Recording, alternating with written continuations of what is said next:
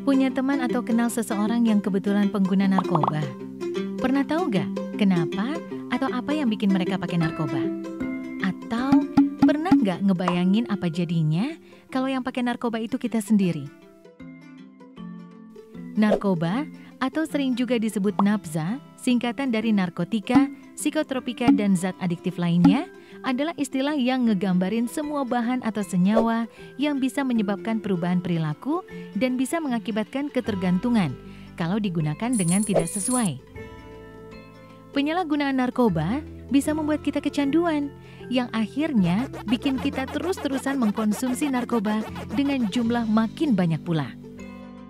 Dampak kecanduan narkoba bakal dirasakan oleh otak kita, terutama otak bagian depan yang fungsinya mengatur gerakan, ucapan, perilaku, memori, emosi, dan kepribadian kita.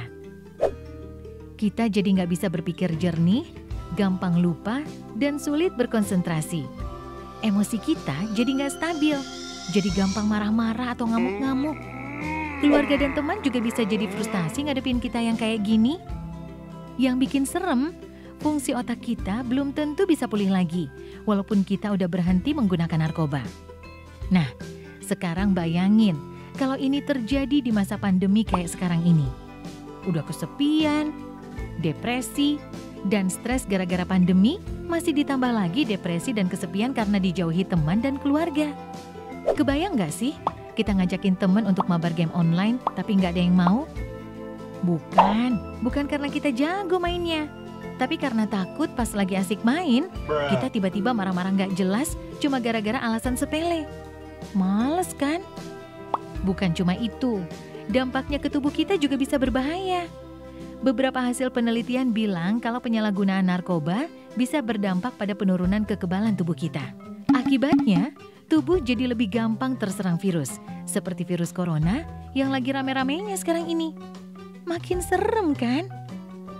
Nah, setelah tahu dampak negatif narkoba, terus gimana dong caranya supaya kita nggak kejerumus menyalahgunakan narkoba, terutama di masa pandemi seperti sekarang ini? Menurut survei, banyak teman-teman yang menggunakan narkoba gara-gara mereka merasa kesepian dan nggak punya teman. Jadi mereka nggak punya tempat curhat saat stres. Jadi, menjalin hubungan pertemanan yang sehat itu penting banget buat ngebantu kita menghindari narkoba. Nah, di masa pandemi kayak sekarang ini, gimana kita bisa tetap menjaga hubungan dengan teman-teman kita? Padahal ketemu aja sulit. Ya, banyak caranya. Misalkan, sekali-sekali video call sama teman-teman. Bisa sekedar nanya kabar atau ngebahas film terbaru. Atau bisa juga ngajak teman-teman untuk main game online bareng. Atau bikin sesi julid. Maksudnya diskusi bareng di grup aplikasi chat bareng teman-teman. Atau bisa juga bareng teman-teman di tempat kerja ngelakuin aktivitas bareng di luar rumah seperti goes bareng. Tentu sambil tetap ngikutin protokol kesehatan ya.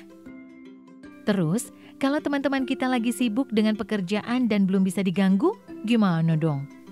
Nah, jangan lupa, kita masih punya teman yang jaraknya nggak jauh dan bisa kita ajak ngobrol kapan aja, yaitu keluarga kita sendiri. Masa pandemi ini bisa jadi kesempatan bagus buat kita untuk menjalin komunikasi yang lebih hangat dengan anggota keluarga. Misalnya, dengan kakak atau adik, atau dengan orang tua kita. Selain itu, masih menurut survei, banyak juga teman-teman yang menggunakan narkoba gara-gara iseng dan nyoba-nyoba. Berarti, kita harus berusaha supaya jangan ada waktu nganggur atau bengong yang bisa bikin kita jadi iseng pengen nyobain narkoba.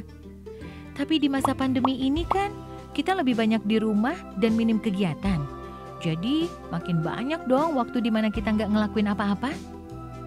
Nah, daripada kita kebanyakan bengong mikirin pacar yang tiba-tiba AFK dan gak bales-bales chat, mending kita cari kegiatan untuk ngisi waktu luang itu. Misalnya, nekunin hobi baru seperti menyusun puzzle, main Rubik's Cube, berkebun, menulis, dan banyak lagi. Atau belajar hal-hal baru di internet. Misalnya, belajar main alat musik, belajar menggambar, belajar masak, dan lain-lain. Atau bisa juga melakukan kegiatan religius, hati jadi tenang. Nah, Selain berusaha menghindari pengaruh narkoba kepada diri kita sendiri, kita bisa juga membantu teman-teman kita untuk menghindari penyalahgunaan narkoba. Istilah kerennya, kita bisa ikut jadi agen perubahan. Banyak juga teman-teman yang terjebak kecanduan narkoba karena mereka menerima informasi yang salah tentang narkoba. Misalnya, ada yang mendapat info kalau narkoba bisa membantu melangsingkan badan. Atau ada juga info yang bilang kalau narkoba bisa bikin stamina kita lebih kuat. Nah, kita bisa berkontribusi dengan cara ikut nyebarin informasi dan edukasi yang benar tentang narkoba kepada teman-teman lewat akun medsos kita misalnya.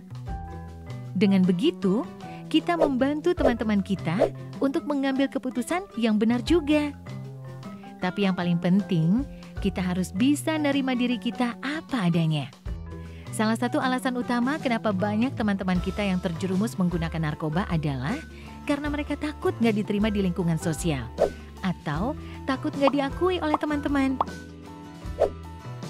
Sudah saatnya kita bisa mencintai diri kita sendiri karena tiap manusia itu istimewa dan unik. Dan kita nggak perlu penilaian orang lain untuk tahu seberapa istimewanya kita. Kita bisa jadi keren tanpa harus selalu ikut-ikutan orang lain kok. Jangan takut untuk bilang enggak sama teman-teman kita yang nawarin kita untuk pakai narkoba. Dan gak usah takut kehilangan teman gara-gara itu. Teman yang baik pasti akan ngedukung kita ngelakuin sesuatu yang baik juga. Dengan menerima diri kita sebagai individu yang istimewa dan punya kelebihan dan kekurangannya sendiri, kita jadi tahu gimana cara membuat hidup kita lebih seru dan menyenangkan tanpa harus menggunakan narkoba. Tentu, sambil terus menjaga hubungan yang sehat dengan keluarga dan teman-teman kita, karena mereka adalah pendukung utama kita dalam menghadapi setiap masalah, seperti kita juga bagi mereka.